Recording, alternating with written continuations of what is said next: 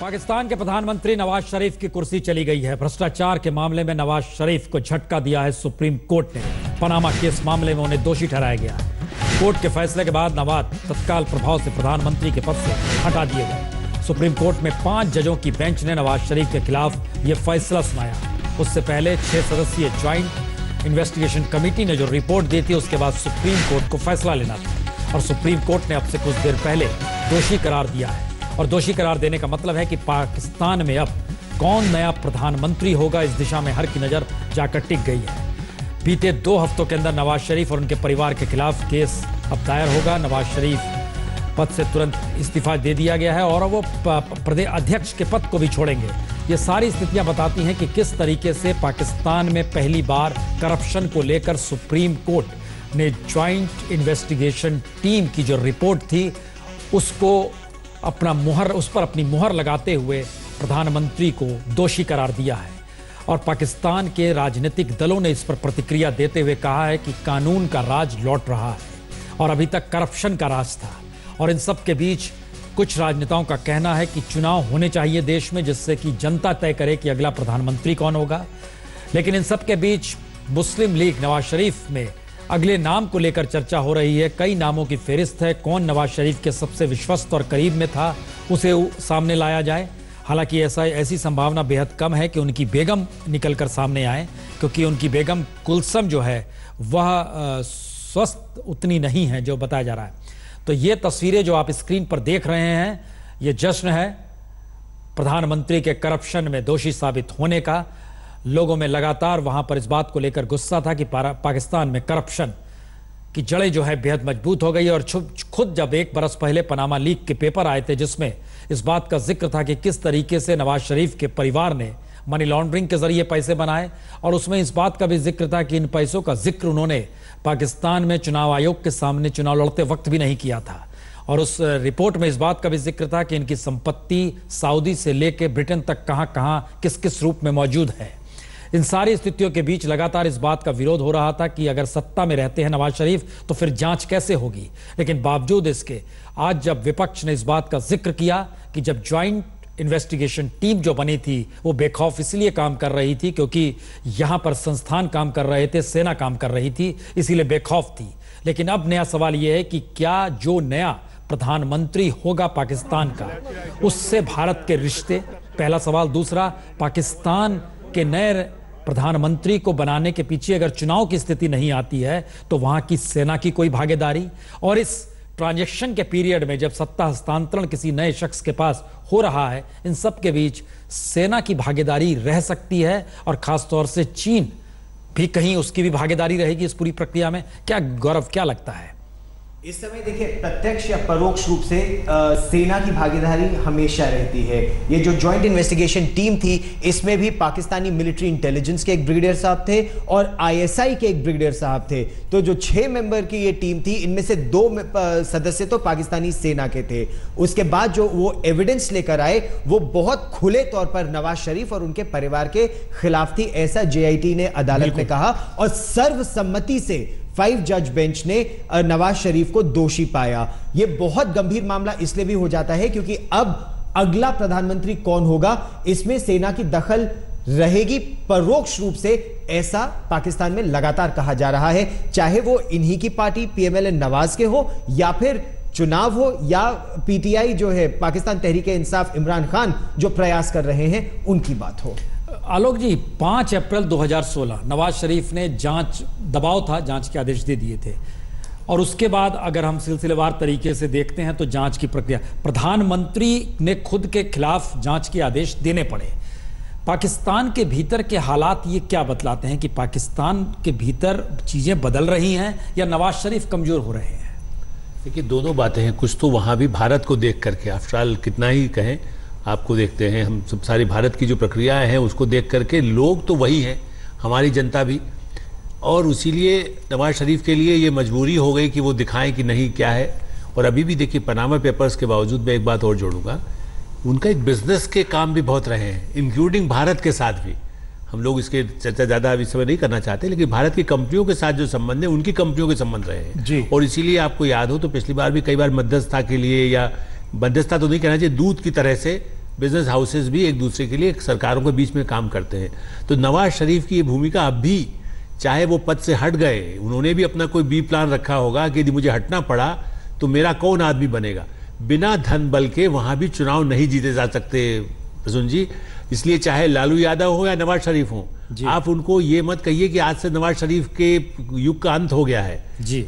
हमारे दोनों इन सब देशों में इन बातों का जिक्र कर रहे हैं, ट्रंप यदि पैसे बल पर जीत सकते हैं अमेरिका जैसे देश में, तो भारत में भी तो और ज्यादा, और पाकिस्तान में भी इससे कम स्थिति नहीं है। पीके सहगल साहब, हमारी आवाज अब तक आ रही है तो हमारा सवाल बड़ा साफ है अब, क्योंकि प्रधानमंत्री मोदी जिस लहजे में नवाज शरीफ को उनके बर्थडे पर बधाई देने गए, संबंध बेहतर बनाना चाहते थे। पहले दिन से जब प्रधानमंत्री ने शपथ ली थी तो एक दोनों की आंखों में एक रिश्ते तो थे, भारत और पाकिस्तान के बीच संबंध जैसे भी रहे। लेकिन अब जो नए हालात पाकिस्तान में बनेंगे, कौन नया शख्स होगा, कौन प्रधानमंत्री होगा, भारत की चिंता आने वाले वक्त में क्या होगी, चीन और पाकिस्तान जब इस रूप में टेररिज्म तक के मुद्दे पर साथ खड़े हैं, पीओके में हम देख पा रहे हैं कि वहां पर किस तरीके से इकोनॉमिक कॉरिडोर बन रहा है, ये सारे सवाल भारत के लिए मुश्किल भरे हैं या अब आसान हो गए? सहगल साहब। भारत के लिए मुश्किल बहुत ज़बरदस्त बढ़ जाएगी। सिविल गवर्नमेंट जो है और कमज़ोर पड़ जाएगी, और वास्तव में कमज़ोर पड़ गई है।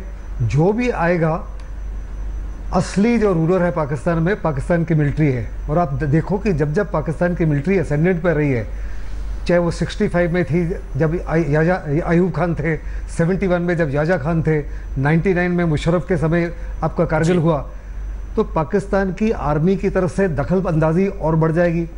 कश्मीर में टेररिज्म और बढ़ जाएगा, कश्मीर में टेररिस्ट फंडिंग और बढ़ जाएगी, घुसपैठ की कोशिशें और बढ़ जाएंगी, सीज फायर वायलेशंस में इंक्रीज हो जाएगा।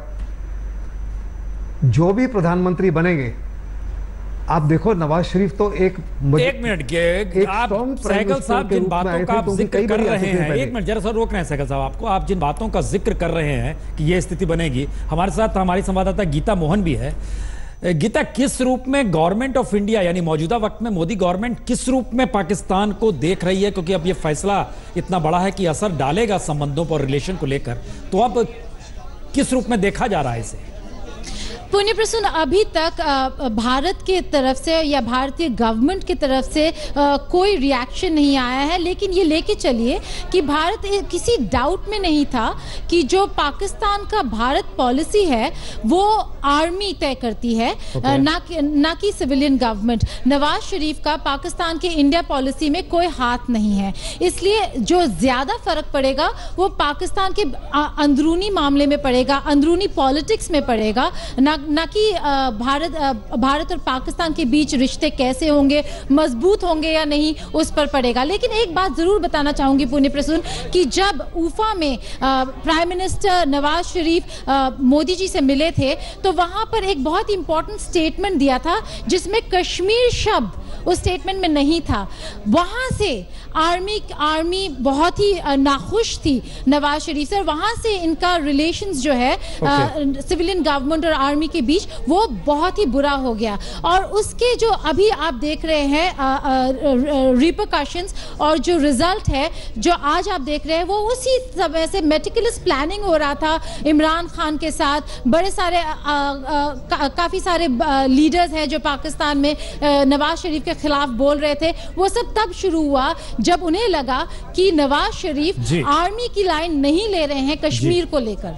हम लौटते हैं। आपने एक अच्छा सवाल उठा दिया और ये सवाल ही हमारे जहन में था, क्योंकि नवाज शरीफ चाहते थे तो पाकिस्तान की सेना की लकीर से हटकर कश्मीर शब्द उन्होंने हटाया था, ये सच है। तो क्या अब आने वाले वक्त में कोई ऐसा कद्दावर नेता पाकिस्तान की सत्ता पर विराजमान हो सकता है? यकीनन नहीं। तो ऐसे में सेना की भागीदारी सत्ता को लेकर अंतर्राष्ट्रीय संबंध और खासतौर से भारत के संबंधों को किस रूप में प्रभावित करेगी? पाकिस्तान की सुप्रीम कोर्ट ने दोषी करार दिया है पनामा लीक्स मामले में नवाज शरीफ को। इस वक्त हमारे साथ स्टूडियो में जनरल मेहता भी हैं और तारिक पीरजादा हमारे साथ पाकिस्तान से जुड़ चुके हैं। तारिक पीरजादा साहब, क्या असर अब आने वाले वक्त में पाकिस्तान में होगा? यार बात यह है, पहले तो हमें जश्न मनाने दो ना। हमने करप्शन का हमालिया जो है उसको तबाह कर दिया है। पाकिस्तान में अब कोई आने वाला वजीर आजम, कोई बड़ा हुक्मरान जो है वो करप्शन के रास्ते से पाकिस्तान में लूटमार नहीं कर सकेगा। और हमने इस मैदान में हिंदुस्तान को बिल्कुल पीछे छोड़ दिया है। 2 वजीर आज़म निकाले हैं। पाकिस्तान की अदलिया एशिया की बेहतरीन अदलिया के तौर पर सामने आई है और पाकिस्तानियों को जो बहुत अरसे से हजीमत का सामना था और बाज़ नुकात के हिसाब से सही था, अब वो दिन खत्म हो चुके हैं। आने वाले दिनों में पहले तो ये है कि ये पार्टी जो है नवाज शरीफ की, अगर तो ये अपना कोई नया वजीर आज़म लाने में कामयाब हो गई तो ठीक है, वरना सदर जो है वो असेंबली तोड़ने का पाबंद होगा और उसके बाद 3 महीने में इलेक्शन। और मैं ये समझता हूं कि पाकिस्तान के लिए एक नया दिन तुलू हो चुका है। पीरजादा साहब, बधाई। आपने जिस लहजे में जिक्र किया कि पाकिस्तान में अब करप्शन फ्री पाकिस्तान बनेगा, लेकिन हमारा सवाल यह है, क्या नवाज शरीफ फिर से बड़े बेंच के लिए रिव्यू डाल सकते हैं सुप्रीम कोर्ट में, फुल बेंच के लिए? जी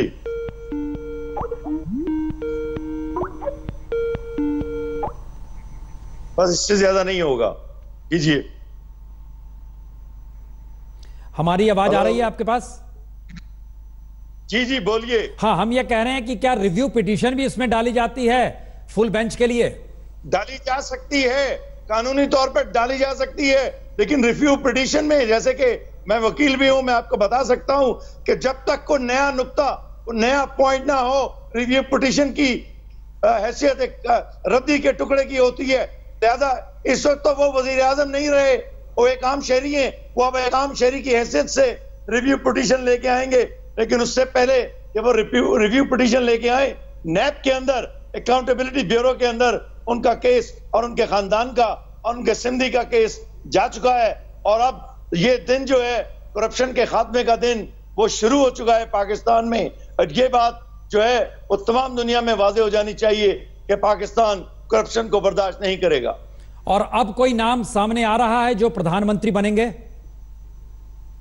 जी, उसके अंदर उनके बहुत से साथी हैं, मसलन एक ख्वाजा आसिफ हैं, उसके अलावा एक खाकान अब्बासी हैं, इसी तरह एक और साथी हैं जो कल जिन्होंने प्रेस कॉन्फ्रेंस की थी, वजीर दाखिला, उनके होने का इम्कान कम है क्योंकि उन्होंने तो ये दावा किया था कि वो फैसला सही आए, हक में आए या खिलाफ, वो इस्तीफा दे देंगे। लेकिन आज सुबह उनकी वजीर आजम से मुलाकात हुई है, तो सियासत में चीजें तब्दील भी होती हैं, शायद उनके नाम पे कुरा निकल आए तो कोई भी उनका साथी असल में असेंबली में जा सकता है। लेकिन सवाल ये नहीं है, सवाल ये है कि क्या नून लीग, नवाज शरीफ की पार्टी, जबकि नवाज शरीफ सियासत के लिए नाअहल हो चुका है और वो शिरकत नहीं कर सकता किसी सरगर्मी में।